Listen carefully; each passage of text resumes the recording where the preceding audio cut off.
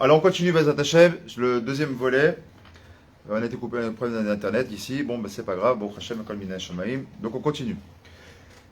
Donc on était de dire que il existe quatre mondes, comme on l'a dit, d'accord. Donc Yesha Hanavi nous dit quoi? Kol Anikra Bishmi Lirvodi Beativ Yasativ Af Asitiv. Donc c'est à dire quoi? Ceux qui réclament qui réclament de mon nom pour ma gloire que j'ai créé, que j'ai formé, que j'ai fait. Donc il parle ici des différents systèmes hiérarchiques qu'il a mis en place. Nous disent les Chachamim que c'est une allusion, comme je l'ai dit tout à l'heure, donc pas devant la caméra, c'est ce que j'ai dit tout à l'heure, on fait un lien avec les différents mondes qui sont ramenés dans la Kabbalah, donc le monde de la Sia, Yetzira, Beria et Hatzilut. Alors quel intérêt pour nous de savoir ça? Et quel rapport maintenant avec les fruits? Alors nous disons tout simplement, vous savez pourquoi il y a des mondes qui sont différents? Parce qu'il y a ce qu'on appelle les clipotes. C'est quoi les clipotes? Les clipotes sont des écorces. Alors bien sûr, dans la clipa d'un fruit, bah, l'écorce, c'est par exemple sur une noix, bah, c'est la coquille de la noix, c'est une clipa. Alors, puis Kabbalah, les clipotes, ce sont des chitzonim, ce sont on va dire comme des espèces de forces, entre guillemets, maléfiques, qui sont là pour nous empêcher de monter vers Akadosh Baruch Hu, c'est-à-dire qui vont nous empêcher d'avoir un niveau rouchani, un niveau spirituel qui soit élevé. D'accord? On appelle ça des chitzonim. Alors là aussi, il y a le Pikabala, le tikkun qu'on va faire, le tikkun qu'on va faire, c'est aussi pour soi-même. C'est-à-dire que quand on va manger nos fruits, on est en train de faire un remez à Kadosh Baruch Hu, qu'on veut être metaken, les différents mondes pour pouvoir faire accéder notre neshama, qui, je vous rappelle, le neshama du juif, elle est chelek elokam imal, qu'elle puisse atteindre le niveau spirituel qu'elle est censée atteindre. C'est-à-dire, par exemple, quand je mange des fruits de type klipa pnimit, c'est quoi klipa pnimit? C'est par exemple une pêche. Une pêche, qu'est-ce que je peux manger? Est-ce que je peux manger la pêche en entière? Non. Je peux manger l'extérieur, oui, mais l'intériorité, je ne peux pas la manger. Après, nous dirons que ça, c'est Keneged le monde de la Sia. C'est-à-dire que c'est une personne qui a, par exemple, qui a l'extériorité, c'est-à-dire il a par exemple le Decheretz, il a tout la vie du bon juif, mais l'intériorité, il a les règles de Torah. Le noyau intérieur, lui, ne se mange pas. Ça, c'est le premier niveau. Ensuite, un deuxième niveau, c'est que tu as celui qui est un petit peu, on va dire, qui a la klipa chitzonite. Par exemple, la noisette, la noix, ce genre de fruits. C'est-à-dire que l'extérieur ne se mange pas, on a la clipa. Par contre, l'intérieur se mange. Donc là, ça va être quoi? C'est la personne qui, extérieurement, il paraît pour être quelqu'un de très banal, voire même, limite peut-être même rachat. Des fois, tu sais pas. Tu vois le mec, il a les boucles d'oreilles, tatoué partout, etc. Puis ce mec-là, bon, il a rien à voir avec la Torah. Et son intériorité, par contre, il est peut-être meilleur que nous tous ici réunis, parce qu'on ne sait pas exactement comment il est. Vous savez, donc, j'ai vu comme ça, moi, à Ouman, quand je vais même au Mikvé, tu vois, les mecs, ils ont des têtes encore de méchants, tatoués partout, ils sont en train de pleurer comme des petites filles dans le Mikvé qui ont fait des chouvas, bon, d'extérieur, tu te dirais, c'est pas possible. Ce gros balèze là, tatoué comme ça, lui, il est dans la Torah. Oui, il est dans la Torah, tu le sais pas. Donc ça, c'est la deuxième clipa. C'est la clipa extérieure. C'est-à-dire que le gars, il a peut-être pas de Decheretz, il n'a peut-être pas de tout l'accoutrement extérieur. Par contre, au niveau de l'intérieur, Bémet, il est émettre l'habitude avec Hachem. Il n'est pas Toho Kevaro, il est juste Toho, comme l'autre. Il est Kevaro, mais il n'est pas Toho. Vient le troisième, le monde de la Beria, le monde où, justement, nous les Juifs, on arrive. Vous savez que les Neshama du Juif, le Chassid d'Abraham nous dit, donc Rémi Abraham Azoulay, le grand-père du Chida, nous dit que quoi? Que nous, les Bnei Israël, on vient du Shoresh, non pas de la Asiya, non pas de la Yetzira, mais du monde de la Beria. C'est-à-dire qu'on est plus haut que les anges. Les anges viennent du monde de la Yetzira, pour ceux qui ne le savent pas. D'accord? Donc le deuxième monde. Nous, on vient du monde qui est plus élevé. Le même monde que la Torah où elle a été créée, même, et bizarrement que la Parnassa aussi où elle a été fomentée, au même niveau. Donc nous, on est au l'homme bria. Et là, c'est quel fruit? C'est les fruits un petit peu comme la tomate. La tomate, c'est un fruit. La tomate, c'est quoi? On mange l'intérieur comme l'extérieur. D'accord? Donc ce genre de fruit, ça représente quoi? Ça représente le monde de la Beria, c'est-à-dire le monde où on est à la fois Toho, Kevaro. C'est-à-dire qu'on a des Cheretz, on a l'habit du juif, mais on a aussi l'intériorité du juif. C'est-à-dire qu'on se comporte comme un juif devant les hommes, mais aussi devant Kadosh Baruch Hu, quand on est dans les Ched et Chadarim, là aussi on se comporte comme il se doit. Ça. Alors, vous voyez, il y a l'émanation, donc le monde de l'émanation, c'est-à-dire le monde de la, comment on appelle ça, de la Tzilut. Eh bien, il n'y a pas de représentation. Comme c'est un monde qui est 100% Kadosh, automatiquement, il n'y a aucune raison d'avoir une représentation physique de ce monde-là. Donc, les fruits ne sont pas du tout amenés à ça. On pourrait dire simplement, c'est les kavanot qu'on va donner, les brachot que l'on va faire, c'est ce qui pourrait accompagner Bezat Hashem, les fruits. Donc là, c'était une première approche. Mamash, c'était pour faire vraiment on va dire une introduction dans ce qu'on va essayer de voir aujourd'hui, Bezat Hashem. Alors, Tobishvat. On l'a dit pour reprendre ce qu'on a dit au début. Donc la Mishnah nous enseigne donc dans la Shana, donc dans le deuxième page de la Mishnah, c'est de la Gemara, c'est pas comme ça. Et Chabishvat ou Rosh Hashanah Lailan, comme on l'a dit tout à l'heure, qui dit vrai Bet Shammai. Ou Bet Hillel Omrim, Shaosh Shana Leilan, ou Bechamisha à Sarbo. Donc dans tout Bishvat. C'est ce qu'on a dit au début. Donc on a dit que quoi? On a dit qu'en vérité c'était quoi? Par rapport au Tikkun d'Adam Arishon. D'accord? C'est ce qu'on a dit au début. Vous êtes d'accord avec moi ou pas? Vous êtes avec moi ou je suis tout seul? Vous êtes là. Alors je reprends ma feuille. Parce que là j'ai trouvé un petit truc que j'ai noté là. Alors regardez bien. On a dit que Bezat Hashem, combien d'années il a vécu notre ami Adam Arishon? 930 ans. D'accord? Adam Arishon. Donc plus c'est Adam Arishon, ça fait 932 ans. D'accord? Adam Arishon, il a vécu 930 ans, ça fait 932. Pourquoi ce 932? Nous dit les Chachamim, c'est que Neged, Chet, Etz, Adaat, Tov, Vara. Comme par hasard, ça fait 932. Donc tout le Inyan du Ilan, tout le Inyan de faire Birkat à Ilanot, on a dit, c'est comme tu l'as très bien dit David à l'heure, c'est pourquoi le mot Ilan il est au singulier et pas au pluriel, pourquoi c'est pas marqué en Shana la Ilanot et là la Ilan, pour dire que maintenant, quelle faute on doit réparer? La faute du Tov, Vara. D'accord? Soumera Ve'asetov. On doit, Bezat Hashem, maintenant faire le birour. On doit séparer le mauvais du bien. D'accord? Très bien. Donc il nous dit comme ça. Eh bien, ici, il nous dit comme ça que les choses Yachid, il est justement pour nous apprendre que le Ilan et le Leilanot, כדי לרמוז לנו שצריך האדם להשתדל ולעשות ביום זה תיקון על חטא האדם הראשון. Comme on l'a dit tout à l'heure en préambule, quand on fait le seder de Tu Bishvat, on doit penser que Behemet, on est en train de faire un tikkun. Comme tu fais tikkun Tratzot, comme tu fais tikkun Aklali, comme tu fais tikkun Nefesh, comme tu fais ce que tu as envie de faire, ça ce que je suis en train de faire ce soir, enfin, la semaine prochaine, on fera le mamash tikkun Neshamot et tikkun Achet d'Adam Arishon. Et là on comprend pourquoi, dans les sigolotes dont on a parlé, ça fait venir le Mashiach. Parce que si le tikkun d'Adam Arishon il est réparé, automatiquement il fait venir le Mashiach. Donc on commence à comprendre déjà un petit peu les choses. Ilan. Ilan, c'est pas mon copain. Hein. Ilan, c'est l'arbre. Vous savez qu'on a dit tout à l'heure que pour ressembler à Ilan, il faut être empreint de Hanava. Et d'où on apprend la Hanava de l'arbre? Qui peut m'expliquer d'où on peut comprendre la Hanava d'un arbre? Il donne des fruits, il attend rien en retour. Pas mal. Et Abigail, qu'est-ce que tu dis toi? Le Colosco. Sur les feuilles avant les fruits. Et donc il montre, si on considère que les fruits c'est des mitzvot, c'est la chose qu'il va montrer en dernier pour pas les montrer au. Il a fait, donc tu dis, il va d'abord, avant de faire le massi, il va travailler sur ses midot pour ensuite. Il a fait, j'achète, Kola Kawot, je ne sais pas penser à ça, mais c'est très bien. Il a fait, mais il nous donne l'occasion de faire des brachot, donc il nous sert. Ok. Rabbi Yigal, qu'est-ce que tu dis toi? Que ce qu'on ne voit pas, c'est les racines. On se rapproche, et donc ce qu'on croit voir des fois, c'est pas des fois l'écart de la Jésus. Donc c'est toute la force. Yigal, je répète parce qu'on t'entende bien, Yigal, il dit que les racines elles sont cachées, c'est quelque chose qu'on ne voit pas, et Bémet, qu'est-ce qui est le plus dur chez un arbre? C'est les racines. Si un arbre n'a pas de bonnes racines, il ne pourra jamais tenir. Si un arbre il a des bonnes racines qui sont, justement, on dit être bien enracinées, justement, il peut être centenaire un arbre, il n'y a aucun problème.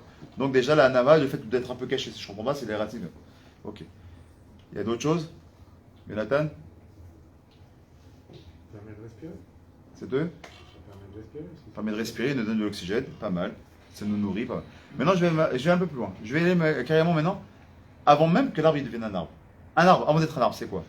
Comment, si je veux un arbre, voilà, je vous pose la question. Je veux savoir la main verte. Je vous dis, voilà, on a dit que tout à l'heure, c'était une grande mitzvah, avant qu'on soit coupé par internet, on a dit que c'était une très très belle mitzvah, d'accord, de planter des arbres en Israël. D'accord, c'est une mitzvah. Mais pour planter un arbre, qu'est-ce que j'ai besoin? Il a fait, j'ai besoin d'une graine. Sur là, avec ton cousin qui est chimiste, on avait posé la question, je sais pas si tu te rappelles, avec David. Hein? Il a fait, mais mon frère. On prend une graine, c'est pas qu'on l'a fait pourrir. Pour qu'une graine elle puisse germer et donner un arbre, donner quelque chose qui va pousser, avant même de devenir une racine, on va la mettre sous terre. D'abord, la terre, on va la travailler déjà. On va travailler la terre. D'accord? On va la mettre sous terre. Et il y aura un processus que cette graine qui était très belle va pourrir. Et du fait qu'elle pourrisse, donc elle était quelque chose, c'était une graine. Maintenant, ce qu'on demande, c'est soit rien, soit du néant, soit haine. Voilà, haine. De mi-haine, yesh. Yesh mi-haine. D'accord? On veut que de rien vient subsister quelque chose. Donc on veut que cette racine-là, que cette graine-là, elle va pourrir. Et j'ai demandé à un chimiste, donc il est ici présent, notre ami ici, Hacher, son cousin David, qui je pose le bonjour s'il nous regarde, qui m'a dit effectivement, c'est exactement ça. Qu'est-ce qui se passe? Quand la graine, elle va pourrir, elle va donner une certaine forme de matière. Je ne suis pas un spécialiste, je vous dis un petit peu ce que j'ai retenu un petit peu de tout ça. Ça va se mélanger aux sels minéraux qui se trouvent dans la terre elle-même. Ce mélange de produits chimiques que va créer la graine en pourrissant, mélangé aux sels minéraux, c'est ce qui va donner la possibilité de faire tout simplement sortir, germer tout simplement les futures racines qui vont derrière donner un arbre. Alors quel rapport avec le rapport il est le suivant. C'est que pour devenir quelqu'un, il faut être capable de s'effacer totalement. Pour devenir un grand en Torah, il faut commencer à être petit. Ezu Chacham, c'est quoi un Chacham? D'abord, c'est quoi un Chacham? C'est quoi? Aroet Anolad, Nachon, Maod. Tu redis-le? Qu'est-ce que tu dis, Avi? À l'homme de Koladam. Et pour être l'homme de Koladam, qu'est-ce qu'il faut faire automatiquement? C'est-à-dire qu'il faut être capable de se vider. Il y a un rab, le Rav Kawas, il dit comme ça. Kedele Chaber, les battels. Celui qui veut les chaber avec quelque chose, par exemple, je veux me marier avec une femme. Maintenant, moi, j'ai mon passé, j'ai ma vie, je viens d'une famille. Je vais me marier avec une femme que je connais pas, qui est déjà différente de moi, parce que moi je suis un homme, c'est une femme, qui vient de sa famille, de son éducation, etc. Si je suis pas prêt d'avoir un bitoul sur moi-même, je peux faire ce que je veux. Si je veux rester moi, et comme je suis avec mes midotes, ma façon d'être, mes traditions, mes trucs, et je veux pas faire j'ai pas envie de faire de demi-mesure, c'est comme ça ou rien, bah, à 40 ans, tu seras toujours pas marié. Mais si tu es prêt à faire de quoi? Tu veux même les chaber avec une personne, et bien maintenant tu as envie d'apprendre de cette personne, alors fais un bitoul. Maintenant quelqu'un pareil, il a étudié un petit peu avec un Rav Intel.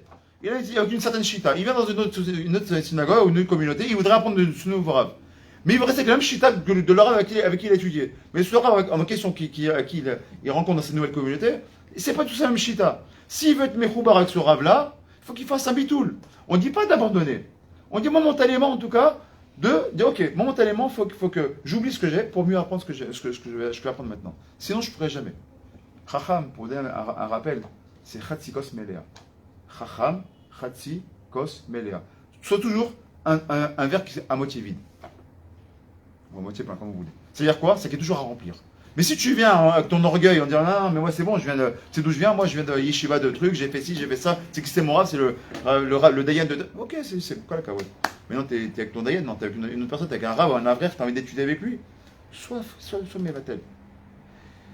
Bien, il dit comme ça, il faut venir les Aïn. Comment on écrit la Aïn en hébreu? Aïn, c'est Aleph, Yud, Nun. D'accord? Les Aïn, donc je mets un lamed avant, donc il faut tendre vers le Aïn, ça veut dire tendre vers le lamed, ça veut dire tendre vers, d'accord? Tendre vers le néant, tendre vers le bitoul. Quand par hasard, si vous regardez, ça fait les mêmes lettres que quoi? Le mot Ilan. Le mot Ilan, c'est quoi? Les Aïn. C'est-à-dire que le Ilan, l'arbre, d'accord? C'est quoi l'arbre? Etz, normalement. Pourquoi on l'appelle aussi Ilan? Parce que le Ilan, c'est celui qui vient mettre Batel. Parce que le Ilan, en Gamatria, ça vaut combien? 91. Et pourquoi 91 comme par hasard? Parce que Gamatria, vas-y, continue. Shemavaya et Shebanut. Quand dans le Ilan, tu as le nom d'Akadosh Baruch Hu avec la Rachmanut et la rigueur. Yudke Vavke et Shebanut. 91. La Gamatria du mot Amen. La Gamatria du mot Malach, ange. Tu crées des anges ce soir-là. Vous comprenez déjà où est-ce que je vais en venir à notre petit arbre, notre petit cédère de tout Bijvat est en train de prendre une dimension qui a commencé sur Arab. Limite, c'est une des fêtes les plus importantes du judaïsme. Pourquoi? Parce qu'on se rend compte que si on rentre un petit peu dans la Kabbalah, on rentre un tout petit peu. Encore une fois, on n'est pas des Mekoubalim ce soir. Ça pour c'est de comprendre un petit peu plus que le Pshat, que de faire quelques brachot. On se rend compte que il y a un petit coup, un nefashot qui est extrêmement élevé. Regarde, juste parce qu'on en parlait tout à l'heure, on dit Etz. Etz, c'est la racine du mot que vous connaissez tous. D'ailleurs, il y a un livre qui sortait de Rabbi Nachman qui a été écrit par Rabbi Nathan, mais au nom de Rabbi Nachman, qui est le l'écouter, Etzot. C'est quoi une Etza? Etza, c'est un conseil. C'est quoi Etz? Prends le conseil. Prends le conseil de l'arbre. Voilà comment il se comporte, et comporte-toi comme lui. Apprends de lui. Prends un conseil de ça. C'est-à-dire que, pourquoi, qui nous a enseigné la Emouna? Qui est le maître de la Emouna? Vous savez? Quel est le gdol de la Emouna? Chez la Havot. Qui c'est? Avant même, et pourquoi? Parce que, avant même les Nisayon, je parle de la Imouna. Ça, c'est le Misrut Nefesh. Il a fait tout un rabat égal. Pourquoi? Parce que quand il a reconnu Akadosh Baruch Hu, il a cherché dans les trucs les plus pachoutes. Peut-être Dieu c'est le soleil.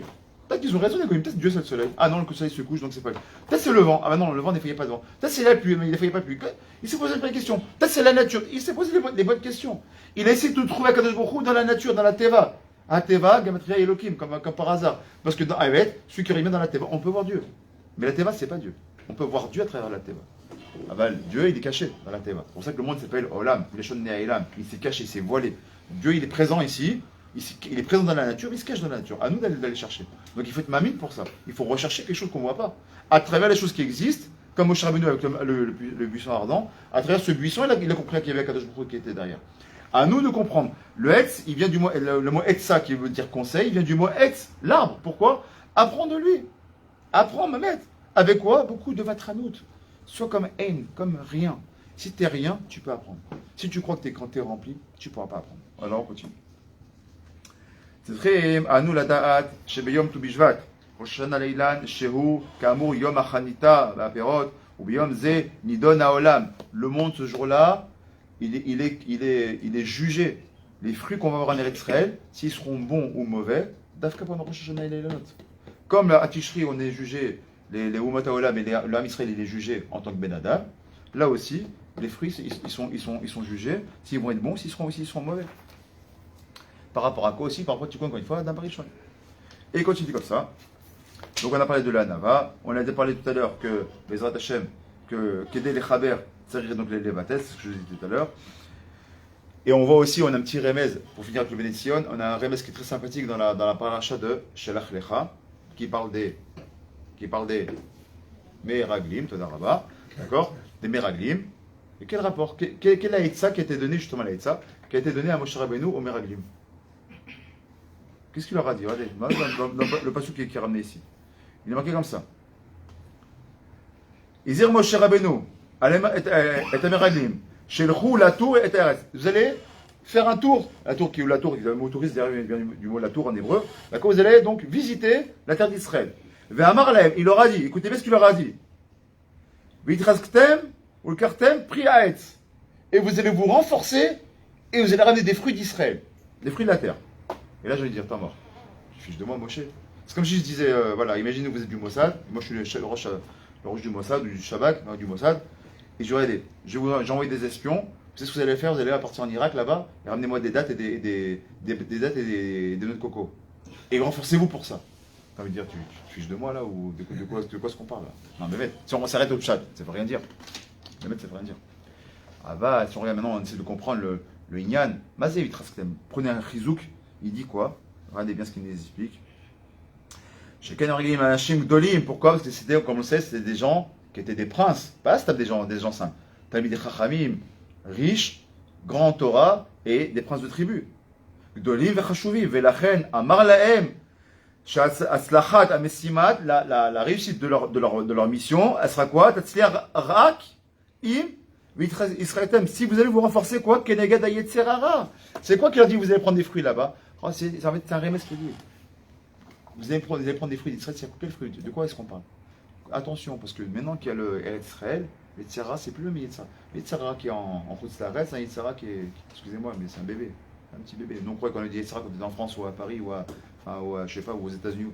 C'est un petit Yetzera. Quand on est en Israël, il y a Char El. Là, on est directement à Keshem. Là, on voit tout de suite à la Makom. Le Yetzera, il est au fait direct.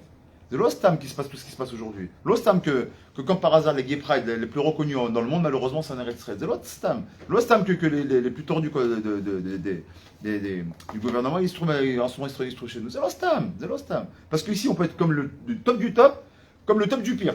En malasot, c'est comme ça. Parce que le Yetzirara, comme disait le Amelech Menaché, et si tu avais vécu toi à mon époque, avec le Yetzirara qu'on avait, tu aurais levé ta blima, tu aurais couru derrière la voie. Qu'est-ce que tu me parles? Donc imaginez-vous de quoi est-ce qu'on parle. On est Eretz Israël, zélo kashrut. Donc il leur a dit, attention, là on est en Chutz Laaretz, on est dans le Midbar, on est des Koukonés, on a les Kavod, on est bien ici. Là maintenant vous êtes partis en Eretz Israël, vous avez besoin d'aller voir la terre. Alors il faut quoi? Se renforcer. Et il leur dit quoi? Ramenez-moi des fruits d'Israël. C'est-à-dire quoi? Ramenez-moi le Hetz, Adat, Avalol Tov Vera et la Raktov. C'est quoi? Soit Migaber contre Yitzhara. Et Zouagibor, encore une fois, à Kovesh Titzro. Donc on voit que c'est l'ostam que dans les Shelach Lecha, Dafka, Moshe Rabbeinu, il demande aux fruits aux Meraglim de ramener, de se renforcer et de ramener des fruits. Est-ce qu'ils ont réussi? On voit que non. Ils ont pris quoi? Le côté rat. Qu'est-ce qu'ils ont fait eux? Ils ont pris justement ce même fruit, comme vous le savez tous. Vous direz, les fameuses grappes de raisin, d'ailleurs qui est venue, comme par hasard, qui est devenue aussi le symbole du tourisme. C'est quoi le symbole du tourisme en Israël? C'est la grappe de raisin, vous êtes d'accord avec moi, Nachon? La fameuse grappe qu'on voit qui est portée par 6 bonhommes, Nachon? Pour dire non pas que Shevach Lachem, pour dire ah, des fruits qui nous attendent. Avec une grappe de raisin, on peut nourrir une famille entière. Non, vous voulez dire, vous vous rendez compte, c'est ça? Ça, c'est une grappe de raisin. Imaginez-vous, les gens qui sont sur place, ils vont nous écraser, on part à la mort. Ils ont amené le rat avec eux, au lieu d'amener le tov avec eux. Alors, B'ezrat Hashem se renforce encore une fois. וכל זאת, אנו לומדים עד כמה חשוב ונשגב את היום ט"ו בשבט, יום שבו מתחילה ראשית עד עוד הפרי. Donc c'est là où B'ezrat Hashem, le fruit va commencer à semer. Pourquoi? Parce qu'on va sortir B'ezrat Hashem de l'hiver pour entrer dans le stav, dans l'automne, et donc on vient dans la itrachut, on vient dans le renforcement, B'ezrat Hashem, dans le renouvellement de la nature. Et derrière, il pareil, ça, bon, après toute la suite, c'est. Donc, combien on doit apprendre? L'Iskol, l'Ilmod, Mapirot, Midat Hanava, comme on l'a dit tout à l'heure. Combien on doit apprendre Mamash de la Mida de la Hanava, donc, si on veut se construire, un homme, il va être construit, il faut qu'il se construise sur quoi? Sur la Mida de la Hanava. L'Ostam, comme Moshe Rabbeinu, il a été choisi, non pas parce qu'il était Chacham, non pas parce qu'il était Gibor, non pas parce qu'il était beau gosse, non pas parce qu'il était ce que vous voulez, ou il était grand parce que selon le Midrash il faisait 5 mètres de haut, c'est pas pour ça qu'il était choisi, parce que c'était l'homme le plus anav du monde, en tout cas sur la surface de la terre. Donc voilà. Dernier petit volet à voir ensemble, B'ezrat Hashem. Dernier petit volet qu'on va essayer de voir ensemble. Alors là, je vous ramène pour ceux qui ne connaissent pas, c'est le Rav Nissim Yegen, un grand baloussa qui m'a quitté il y a quelques années seulement. Qui dit comme ça, Dina Adam, qui dit Etzim. L'homme, il est jugé, comme l'arbre, il est jugé. Comme on a dit que Tou Bishvat, c'est le jugement des fruits, des arbres fruitiers, il faut savoir que l'homme aussi, il est jugé. Il dit comment? Il commence par une halakha qu'on a vu tout à l'heure, que j'ai dit Béalpé, donc il est assourd on a dit de déraciner un arbre fruitier, etc., parce que ça ressemble, comme l'homme, il est appelé lui-même l'arbre il est comparé à l'arbre des champs, donc on a dit qu'il ne fallait pas le déraciner. Très bien. Ensuite, il dit comme ça que la beauté d'un arbre, on l'a dit tout à l'heure aussi, on l'a dit Béalpé, c'est quoi la beauté d'un arbre? C'est ses fruits. Donc là aussi, pour nous, c'est quoi la beauté d'un homme? C'est comment il va faire ses Torah mitzvot, comment il va faire ses mitzvot, comment tu mets tes téfilines, comment tu fais ton Shabbat, comment tu mets ton kisui roche, comment tu gardes ton talit katan en laine alors que c'est en été en Israël. Comment tu vas te comporter? Tu as envie de danser, tout le monde danse et toi tu es là. T'es ceux qui ont t'a mis dans une petite cabane comme ça, on t'a mis de côté, tu es là, mais tu es obligé d'être là parce que c'est la famille. On t'a mis dans un petit coin pour pas qu'ils l'ont fait plaisir en plus. Et toi tu as envie d'aller danser, tu as de la bonne musique, tu as envie d'y aller et tu n'y vas pas. Tous ces midotes là, comment on voit un homme comme il est bon, comment il est bon de l'intérieur, son intériorité, par justement ces maasim qu'il est en train de faire. Pourquoi? Parce qu'il c'est marqué comme ça, parce que l'homme, il dit comme ça, Aolam Hazeh Mamshir, donc c'est le Chazon qui dit comme ça, Aolam Hazeh Hu Apardes Shel HaKadosh Baruch Hu. Ce monde-là, c'est le Pardes de HaKadosh Baruch Hu. Donc comme un homme, un agriculteur, il a un champ dans lequel il a des arbres, HaKadosh Baruch Hu, il a aussi un champ. C'est quoi son champ? C'est Aolam Hazeh. Et donc c'est qui ces arbres? C'est nous. On a compris. Ubnei Adam Shebo Em Haitzim Ashtolim. Donc, et c'est donc nous qui représentons B'ezrat Hashem, c'est ces arbres. Mais quand je vois Adam, Shen Bo Perot Betukim, ok, Roto. Si maintenant tu vois, par exemple, imaginez-vous qu'un agriculteur il voit qu'il a un pommier, toutes les pommes qui sortent de ce pommier, elles sont tout le temps acides. Bon, une saison, ça peut passer à travers, il ne passe suffisamment d'eau, trop de pluie, je sais pas, n'importe quoi, il y a quelque chose qui va pas. D'accord? Bon, on peut se dire, mauvaise saison. Mais si c'est maintenant, chaque année, ce fruit-là, cet arbre-là, il donne des mauvais fruits. Il va laisser à l'abandon, il va le laisser mourir, c'est-à-dire il lui sert à rien, d'accord? Il va même peut-être le déraciner, peut-être qu'il a le droit. Et puis halakha de le faire, parce que c'est son métier pour faire pousser un autre. C'est une halakha spécifique. D'accord? On rentre dans la halakha de l'agriculture maintenant. Mais le hikar, c'est que quoi? Il nous dit ici à Kajbourou, que de la même manière qu'un homme, il voit que les fruits sont pas bons, donc il va déraciner un arbre. Kajbourou, une personne qui ne fait pas de Torah mitzvot, elle va le déraciner.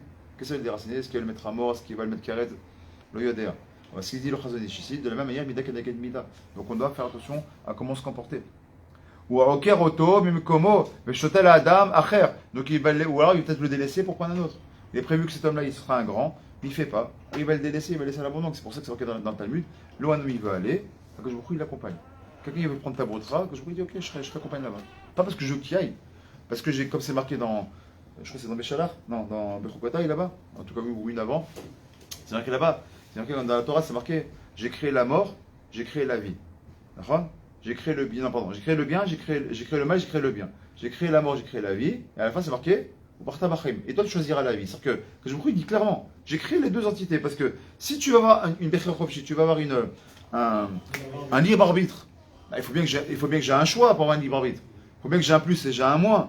J'ai un chaud, j'ai un froid, j'ai un haut, j'ai un bas, j'ai un noir, j'ai un blanc. Enfin, je veux dire, il faut bien quelque chose qui soit sur le tête. J'ai quoi? J'ai du Chesed, j'ai de la Gvura. J'ai Shema Vaya, j'ai Shema Dout. Il faut toujours, et après, à moi de faire le chikoul de ce que je veux faire pour choisir le bon chemin. Mais c'est quoi le tzioui? J'ai créé le bien, j'ai créé le mal.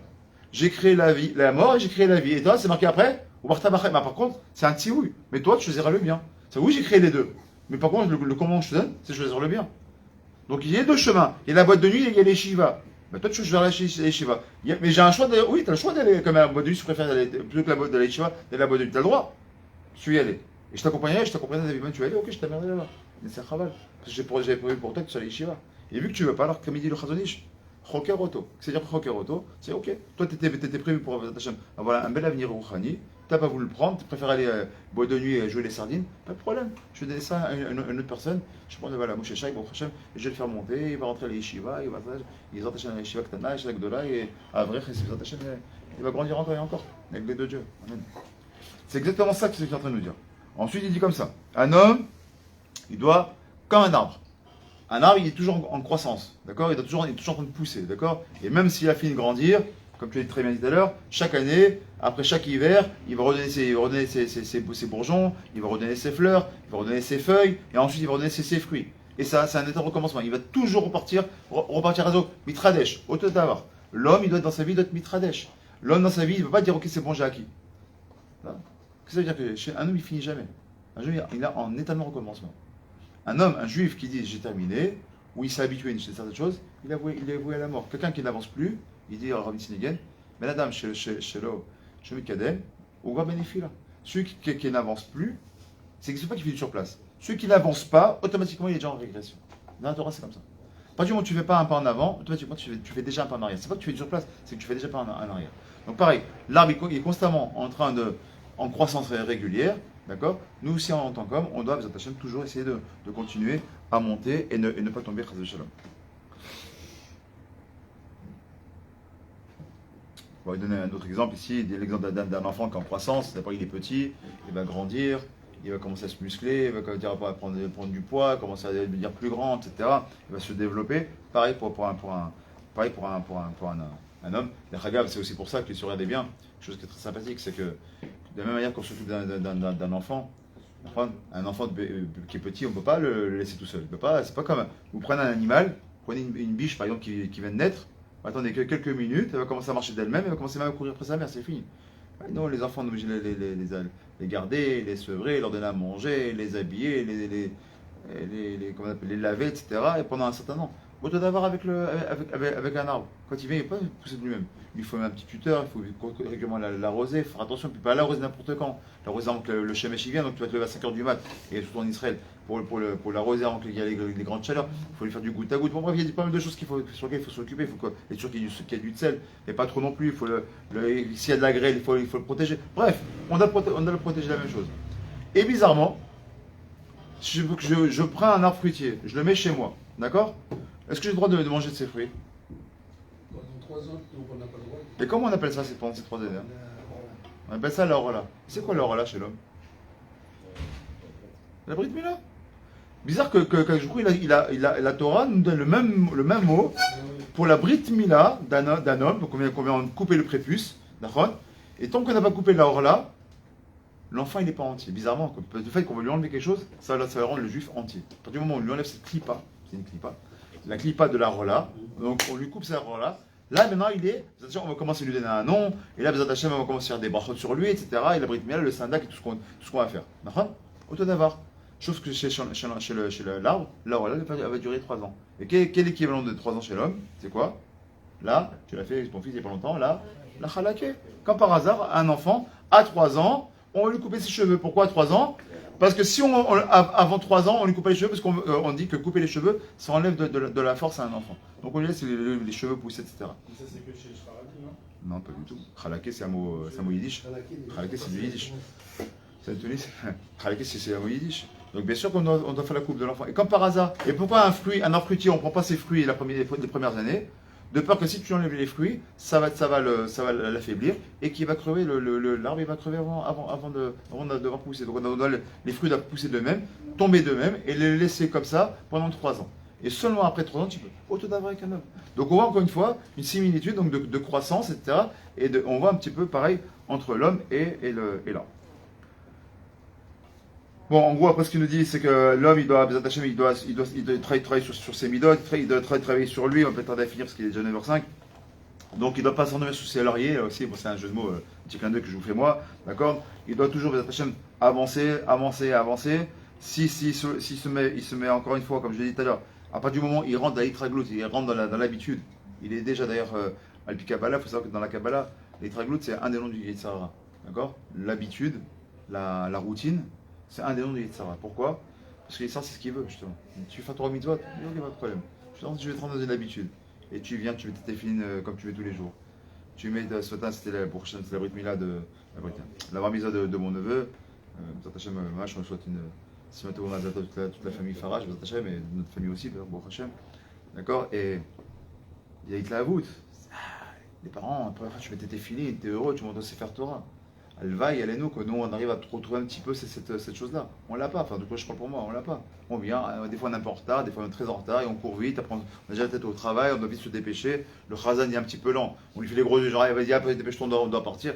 Non, où on est. Zaratashem, encore une fois, travaille sur ça si tu veux, travaille sur nos midotes par rapport à pas sur les sous-soleils.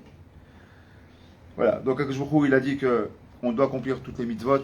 D'accord? Comme un arbre, il donne tous ses fruits, il ne donne pas un peu de fruits, il ne dit pas un petit peu, oui, ça, non. D'accord? Quand c'est marqué, Rabbi Hanei ben Akashomer, les Akot Israël, les Ferrar, Irbalem, Torah Mitzvot. Il a rebot Torah Mitzvot. Pourquoi? Plus, pour nous, il mérite beaucoup de mitzvot. Pareil, comme un arbre, il donne beaucoup de fruits, plus il peut en donner, plus il en donnera. Pareil pour nous, plus on peut faire des mitzvot, plus les Hashem, il faudra en faire. On doit faire une playlist de nos mitzvot, ça j'aime moins, ça je fais, ça je ne fais pas. T'es pas là pour choisir, ça c'est bien, ça c'est pas bien. Pire encore, il y en a qui vont dire, attends, ce rave-là, je l'aime bien parce qu'il est très cool. Ouais, mais ce même rave, pour autre chose, il est très dur. Pourquoi tu te suis plus? Pourquoi là, tu prends ça coup-là, mais quand il est marqué, tu prends un autre rave? Là aussi, on ne fait pas FA, VFA. Suis un mouvement, tu as une tendance. C'est ton rave, c'est Rav Yosef, c'est Rav Mazouz, c'est Rav Messas, qui t'a envie, c'est le Ben Ishraï, tu as choisi un peu sec, tu vas selon lui, c'est ton choix, c'est-à-dire, là va dans tous les choix. Comme il va pas un peu comme ça, un peu comme ça, un peu comme ci, ça m'arrange comme ça. Oui, tu comprends, c'est juste avec la nourriture, il ferme les yeux, c'est pas grave. Ça va. C'est le même rave qui marche avec ça. Il est peut-être plus cool ailleurs, mais là il marche avec ça. Suis-le de partout. Quoi dire encore avant de se quitter? Il dit comme ça Yesh le kayem et mitzvot befoal. L'idée bitouille maasé. D'accord? Donc, comme on le dit, en 2 termes, le midrash sheikar et la maasé. Donc là aussi, un arbre, il est dans la pégoula, il est directement, lui, il travaille. Il y a des racines, hop, dès que le temps est propice à ça, le printemps arrive, ça y est, il est déjà en mode de travail. Pareil pour nous, nous aussi, on doit, si Dieu avec le de Dieu, toujours être en pégoula, le midrash sheikar et la maasé, c'est-à-dire que, pas seulement d'en parler, mais bemet betachles, essayer de mamash, faire les choses comme il se doit. Ici, il met une petite histoire, enfin, c'est un petit machal, mais un petit peu dur. Il dit comme ça, hein. Il dit c'est quoi les gens qui font pas toutes les mitzvot? Ils se ressemblent. Nous, c'est comme il y avait Dieu nous en préserve, une personne qui a eu comme ça, qui avait un enfant, il y a eu un attentat dans un bus. Et le bus il a sauté et l'enfant était pas de soi caché, mamache. Donc le Mada ils sont venus, ils ont pris le corps, enfin, si on appelle ça un corps, ils l'ont amené à l'hôpital. Bien, le père il vient comme ça, les parents ils viennent et on va voir le médecin, notre enfant, on va avoir des nouvelles de notre enfant. Écoutez, le médecin n'est pas encore là, ils sont en plein de typoulim, c'est des grosses blessures, on vous donnera des nouvelles. Et 2, 3, 4, 5, 6 heures, 7 heures, 8 heures, 9 heures après d'opération, le médecin il sort, et, tout transpirant, tout machin. Les parents sont, voilà, comment va mon fils, comment va notre fils? Et qu'est-ce qu'il leur répond? Vous inquiétez pas, son cœur tient le coup. Son cœur tient le coup. Il y a quoi sur ce cœur? Il dit comme ça, c'est quoi le machin qu'il dit Ravi Sénégal? Ravi Sénégal, parce qu'ils ne connaissent pas, il est un peu dur comme ça. Hein. On n'aime pas, mais en tout cas, moi, il me gêne parce qu'il me réveille. Il m'a beaucoup réveillé. Je l'ai connu de son vivant et j'ai tous ses livres à la maison. Mais c'est quoi ça correspond ça? Parce que, ok, il dit, c'est quoi son cœur? Il est en train de lui dire, il a encore envie. Il dit, je veux le voir. Il dit, c'est pas. Il faut vous accrocher avant de venir le voir. Je suis allé voir le gosse, comme il était le gosse. Plus de bras, plus de jambes. La moitié de l'abdomen qui était coupé, mais il est encore vivant. Le cœur, il était le cœur, il tenait. Le cœur était chazak, le gosse était encore vivant. Mais c'était plus un enfant, c'était quelque chose, quoi. Vivant. Je veux dire, Ravi Sénégal, vous savez, ça nous choque, ça nous fait mal ce machin. Il est dur à entendre. Il dit, Moshe Akashbour, c'est exactement ce qu'on fait. C'est pour dire, Dieu, il est dans mon cœur. Dieu, il est dans mon cœur. Dieu, il est dans ton cœur. Mais tu vis avec Christine, tu fais du forex, machin, tu crois que ça fait plaisir à Akashbour. Dieu est dans mon cœur. Ton cœur, il est chazak, kolakawet. Dieu est dans ton cœur, kolakawet. Lo midrash haikar, et là, maaseh. C'est ce que nous enseigne tout Bishvat. Lo midrash haikar, et là, maaseh. Befoal. Pourquoi on mange des fruits? Pourquoi c'est physique? Pourquoi on a mangé autant de fruits? On mélange à la fois le spirituel et le matériel, plus que jamais. On fait quoi? On mange un fruit, mais à côté de ça, je vous ai dit, on lit un peu de Zohar, un peu de Mishnah, un peu de Gemara, du Midrash, etc., des Teilim. Pour chacun des fruits que tu vas manger. Mais pourquoi c'est assez important? C'est pourquoi? Pour t'enseigner que l'un ne va pas sans l'autre. La Neshama et le corps, ils font qu'un. Tu ne peux pas les scinder en deux, ça n'existe pas. Tu peux pas, ça n'existe pas. Ça va ensemble.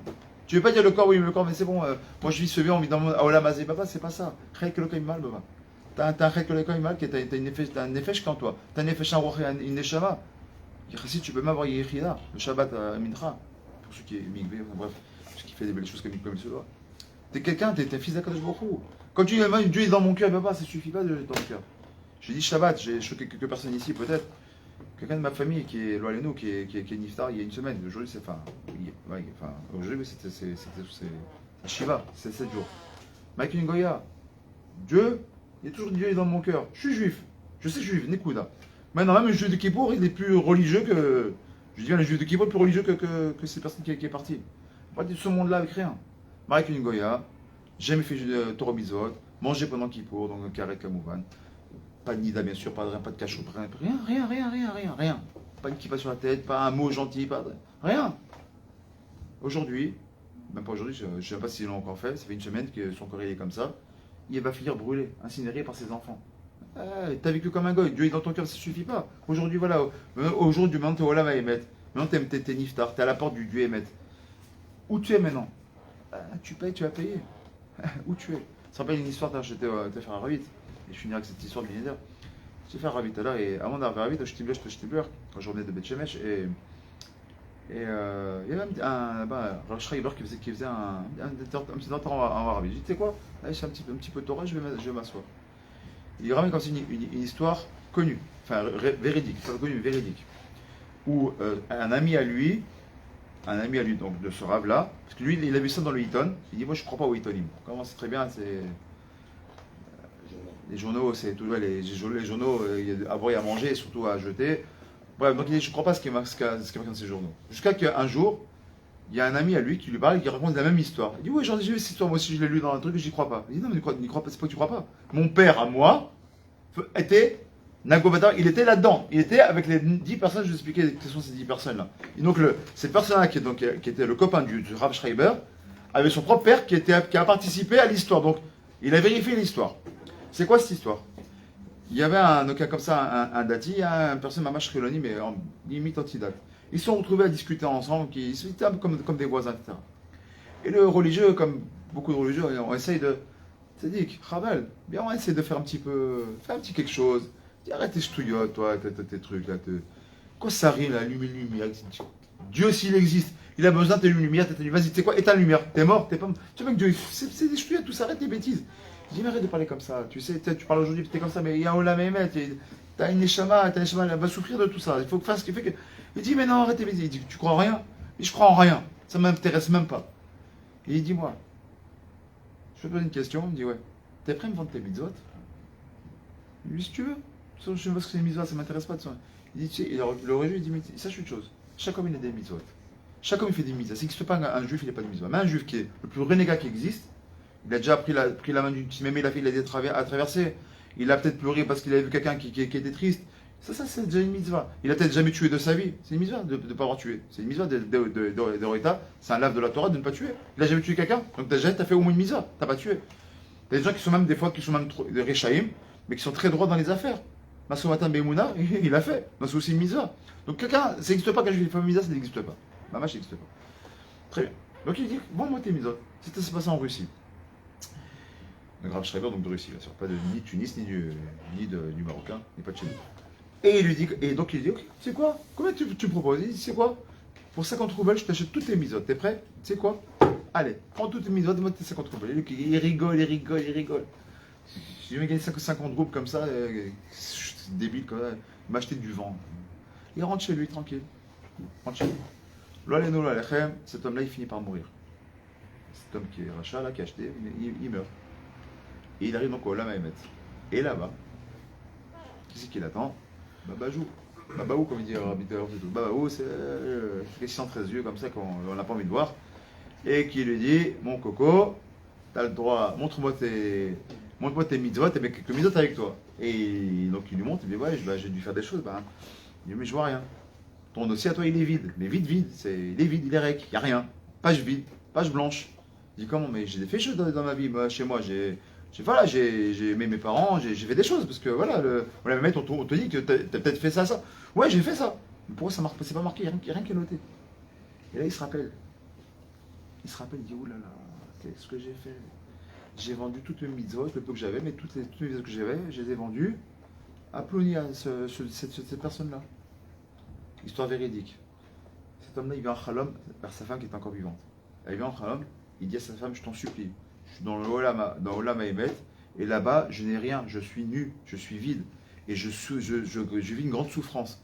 On m'a laissé une chance de te parler pour que tu ailles voir la personne à qui j'ai vendu le peu de mitzvot que j'ai, qui soit solaire, qui me pardonne, qui soit mochel, et qui me redonne, qu'il annule l'acquisition qu'il a faite, et qui me redonne au même misage, je suis nu, tout ça.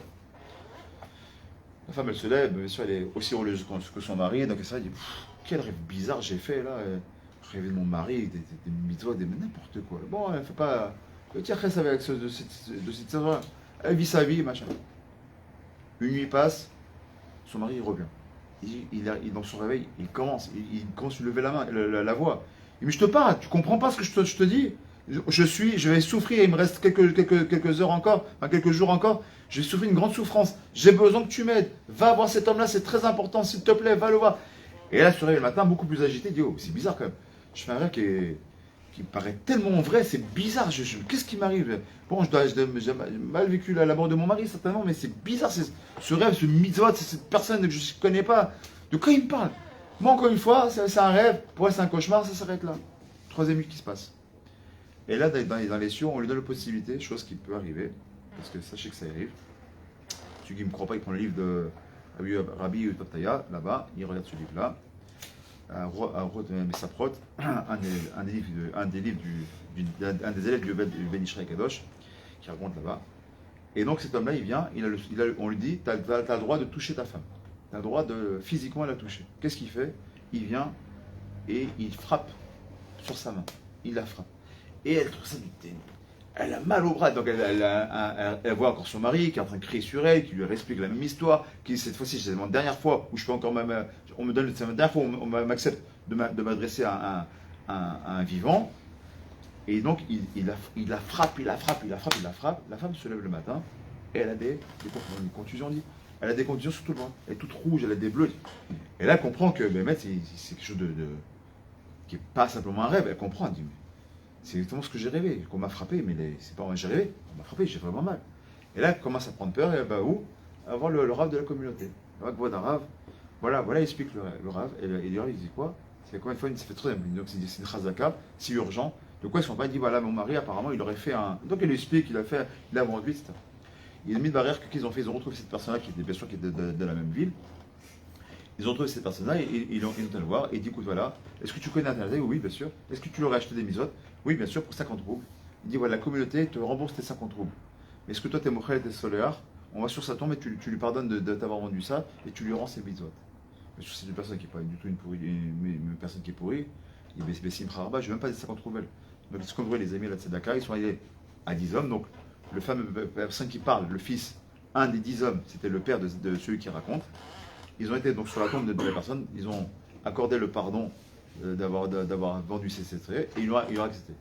Il paraît que cette personne-là, Baruch Hashem, elle a pu avoir un certain mérite. Après, je ne sais pas, Guéhinam, pas Guéhinam, ce qui s'est passé après, j'en sais rien. Quoi qu'il arrive, il a eu au moins la chance d'arriver au Guéhinam et d'avoir un jugement favorable pour plus tard pour cet homme-là. Ad qui est d'écart. Regardez combien l'importance. Pourquoi je suis arrivé à cette histoire-là? Pour vous dire que l'homme ira chez Ekar et là, m'a assez de ne pas avoir être un juif du cœur et avoir un juif dommage de Zatachem de l'action. On a dit tout à l'heure, Olam Asiya. Le premier monde, c'est Olam Asiya. La Asiya, c'est l'action, un monde d'action. Que beaucoup ne nous a pas mis dans le monde, il nous a pas laissé dans le monde de la Beria. Notre âme vient de la Beria. Notre corps, il est du monde de la Asiya, des Elosta. Notre âme, il est dans l'action. L'homme, il doit être un homme d'action. On doit être toujours dans l'activité. À partir du moment où on est Batel, à partir du moment où on est les Tzad, à partir du moment où on reste sans rien faire, automatiquement, il y a une fissa automatique du Yetzara, noir sur blanc. Comme ça dit le Talmud, qu'une personne qui fait rien, pas une Batel qui est la Yetzanout, qui est, comment dire en français, qui est feignant, voilà, qui veut rien faire, automatiquement il y a une fissa du Yetzara. En général, il fait Zara les Batala, comme ça c'est marqué dans le Talmud. Qu'on comprenne sur nous, que ce tout bijouat là, il soit rempli bien sûr de joie, de chant, et qu'on réfléchisse aux tikkunim qu'on va faire, Bezat Hashem, que de l'osam des fruits qu'on va manger, mais que chaque fruit, quand on va manger maintenant un fruit, dès qu'on va manger une pêche, on va se rappeler qu'on a fait un tikkun pour toutes les personnes qui sont bonnes de l'extérieur mais pas bonnes de l'intérieur, qui sont règles de Torah à l'intérieur, qui sont bien de façon extérieure mais pas au niveau de l'intérieur. C'est-à-dire qu'on va manger ce fruit-là, on pensera faire un tikkun pour ces personnes qui sont comme ça, peut-être nous-mêmes aussi. Quand on va manger des fruits ou inversement, comme on l'a dit, les clips à l'extérieur mais qui est bon à l'intérieur, bah peut-être des gens qui sont extérieurement pas pas tout le temps bécédère, pas les bonnes midotes, pas un monde d'Eretz, mais comme de la Torah à l'intérieur. Donc il te ces personnes-là. Et Hachem aussi, quand on va manger des fruits qui sont aussi bons à l'intérieur que l'extérieur, mais Hachem est de dire que voilà, c'est celui qu'on doit atteindre, l'émanation sur laquelle on doit arriver, Hachem. Je vous nous donne ce scrutin si Dieu veut. J'espère que ce jour vous a un petit peu éclairé par rapport au Juvat. C'est une nouvelle façon de voir les choses. Rabbi Hanania.